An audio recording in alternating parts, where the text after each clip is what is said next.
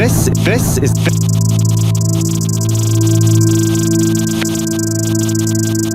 is the Samsung Galaxy S24 Ultra. This is the iPhone 15 Pro Max. These phone cameras are about to go to battle.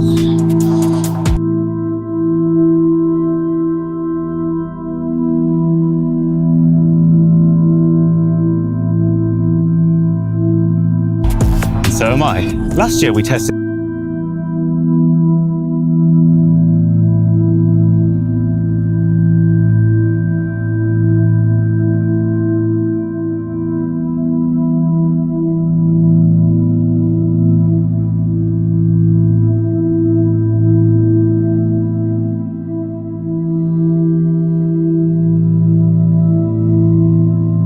the iPhone 15 Pro Max against the Samsung Galaxy S23 Ultra, and the iPhone won with 6.5 points to 3.5. So let's see if Samsung's AI-powered 2024 flagship can claim redemption. Oh, and the loser of this video gets shot by an actual tank.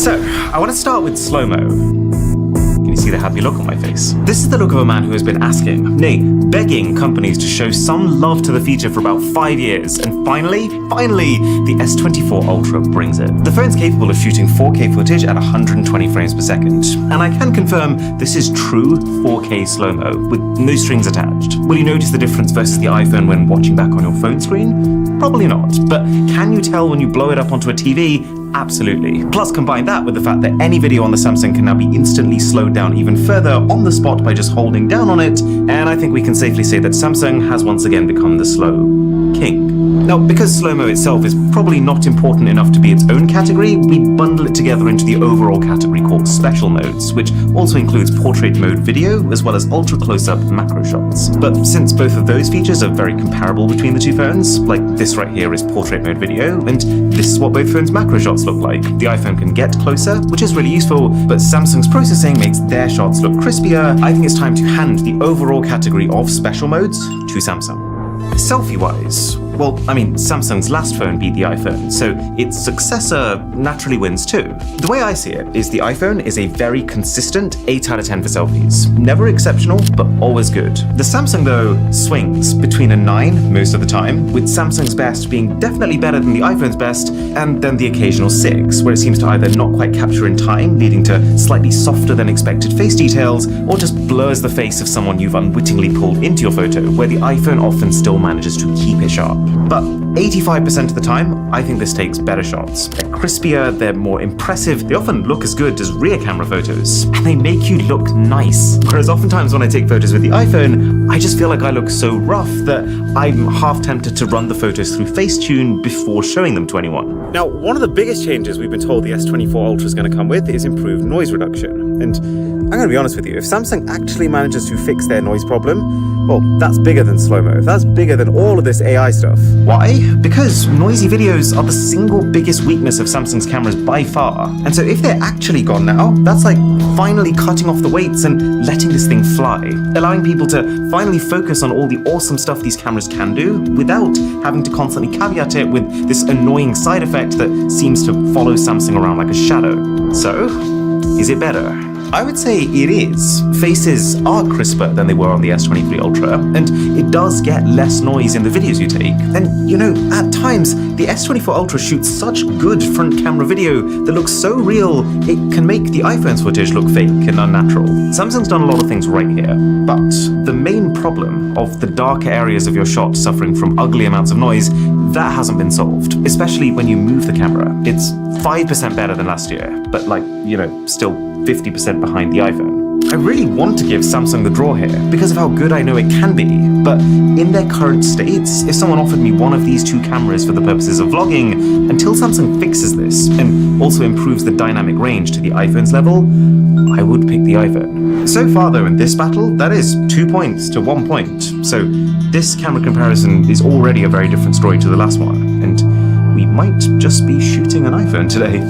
And what really starts to cement Samsung's lead here is the camera app itself, which is actually one of the biggest changes compared to when the S23s launched last year. It looks better, for starters, with icons having been cleared up and animations updated, but it's also functionally better. It's smoother, like navigating between the different modes, and more surprisingly, being able to zoom all the way in and out is now nearly as smooth as the iPhone. I have no idea why it's taken this long to get here, but let me tell you, it feels pretty good to be here. You can now just tap to change your photo resolution, and changing your video properties makes way more sense too. This right here is the kind of practical, compact menu design that it would be really cool to see Apple do too. Because I get that the iPhone's camera really tries to keep things simple, but this is now pretty decluttered, but also while being able to access all your different camera options without having to navigate to a completely separate part of the phone to change half of them. And you actually just get way more options with the Samsung too. You know those kind of ultra niche things that you think only you care about and no one would actually make a setting for? Yeah, Samsung gives you that level of control. Things like if you set the camera to 50 megapixel or 200 megapixel mode, whether or not the camera should keep those as the default the next time you open the camera app. Or like whether you want to swipe down of your shutter button to either burst fire photos or create an instant GIF. And the biggest thing with this S24 Ultra is that it's faster to take photos too. Now, it's still not as fast as the iPhone, but there's no longer a massive gap between them. And I'd say the Samsung shoots fast enough now that it doesn't feel like a problem. It doesn't stand out as a sluggish camera like it used to. The only remaining weakness of this camera app is the fact that it's a little hard to use one-handed. It's slightly the sharp, boxy shape of the phone, but mostly just the fact that many of the options are fixed at the top, instead of how the iPhone can bring them all to your thumb with a single swipe. So I came pretty close at this point to just calling this category a draw and moving on. But the thing that's really tipped the scales for me is the screen brightness on the Samsung. I did not expect to find it as useful as I have, but if you allow Samsung's automatic brightness to take over, it gets so bright that even though I've never felt like shooting outdoors was an issue on the iPhone, this screen is so clear that it makes it feel like an issue in comparison. So yeah, I think Samsung's done enough this generation to turn the camera app all the way from a loss into a win. And related to this, I think now's the time to introduce a new category into our camera comparisons going forward. Editing features. I've thought about doing this for a long time, but the S24 feels like a very obvious place to start. It feels like we're on the brink of a new era in which, thanks to really powerful artificial intelligence, it's no longer just about the photos and videos you can take, but also about the photos and videos you can make. Or, to put it another way, a lot of the camera's capability now comes after the shot has been captured. So, who does that side of the experience better? Well, in the iPhone's corner, the editor is fairly simple. It definitely leaves you wanting more. Like, I really wish there was the ability to make a video that you've taken 2 times or 3 times speed. I've needed that quite a bit. But credit where credit's due, everything that is here is so fast. You're never waiting for any action. There's no loading bars. Making photo and video edits happens literally as smoothly as changing your volume. And you want to crop something? You don't even need to be in the editor. You just zoom in while browsing and click the crop button. But then, in Samsung's corner, you absolutely have more options. Like, you just swipe up on a shot now, and thanks to the new Pro Visual Engine that understands photos better, you have a bunch of suggested edits, like background effect, which is actually pretty cool. You can add the portrait mode background blur, but also change the style of an existing portrait mode shot to make it look like you're having a particularly action-packed kind of day. I love this feature. There's a lot of options now. There's remaster, which is usually a general brightening and sharpening of a photo. More often than not, it does make a positive difference, but it's more for older shots taken on much worse cameras than this. It doesn't really do much to already good photos. Oh, but also the ability to erase reflections, which, if you like me find yourself on a London balcony with the most incredible view but a massive glass sheet in front of you, can be a very powerful effect. And I love that these features are mostly just a tap away. It takes away that whole, can I really be bothered to fully jump into an editor for this one specific photo? The phone takes away that load from you. And I haven't even talked about the biggest change to Samsung's editing, which is the new generative AI image editor, which is pretty good. If you're like I used to be and your current default for repairing photos is like the healing brush, then this very much will be a revolutionary step up in being able to move subjects, to extend your image and erase things you didn't want to be there. It does need an internet connection, and it's not super fast, but the upside is that it's kind of like those really powerful AI websites without needing a monthly subscription like most of them ask for.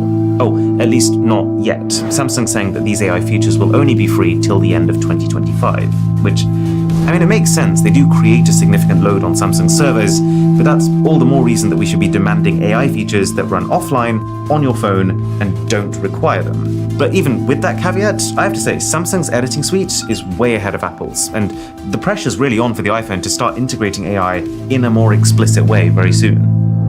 Right, I think it's time we address the zoom situation. Ever since Samsung decided to go all in on this whole space zoom thing with the S20 Ultra, regardless of how important or unimportant you think zoom is, one thing you can say is they have consistently dominated the category. But within the span of just a few years, the iPhones have kind of under the radar gone from pretty bad to very good at zoom too. Partly because the zoom lens magnifications have gone up from 2x to 3x to now 5x on the iPhone 15 Pro Max. Partly because of new image processing techniques like Photonic Engine, which can sharpen up photos taken beyond that 5x number. And partly because the iPhone takes particularly clear, noise-free, zoomed-in video, all leading Apple to, for the first time, taking home the draw in last year's comparison. Now, the reason for the entire backstory is so that you can also see how strange it is that while all of that is happening, this time round, Samsung has decided to scale back their zoom. The previous 10x zoom lens and 3x zoom lens combo has been swapped out for a 5x and a 3x. And it brings me no joy to say this, but as much as Samsung wants you to believe that this 5x lens is just as good because it's a higher resolution camera compared to the previous 10x, your ability to zoom in far is actually slightly worse. Let me show you. So this is a side-by-side of the S24 Ultra versus last year's S23 Ultra. And you'll see that as we start to zoom in beyond the phone's optical ranges, it looks okay. The AI processing on the new phone is more sophisticated than it was, so your photos don't look ultra grainy like you might expect them to. But at the same time, you can absolutely tell that the new phone is seeing less, that it understands what it's shooting less well and is having to use more processing to bring it back into line. Here's another example at 100x zoom. S24 Ultra, again, the actual core details, less real, more artificial. And okay, that's fine, that's one thing. But what I didn't expect to say today is what that translates to, which is that actually, now, the iPhone is the better camera for zooming in long distances. I was pretty shocked. I tested it many times in many different lighting conditions, and yes, 8 times out of 10, the phone that doesn't even technically let you go beyond the 25x zoom mark in the camera app is actually capturing more information than the phone that's been letting you zoom in 100 times for 4 years now. Samsung's doing a lot more software processing than the iPhone when you zoom into things, and it does sometimes work, but it also sometimes looks so clearly over-sharpened, or almost like it's had to use its imagination to guess what the thing actually looks like, that you just rather it didn't. You'd rather the phone just told you, yeah, I don't do 100 times, as opposed to you having to take the shot first to realize. One of the things that Samsung constantly advertises themselves as is the definitive way to record a concept from far away. And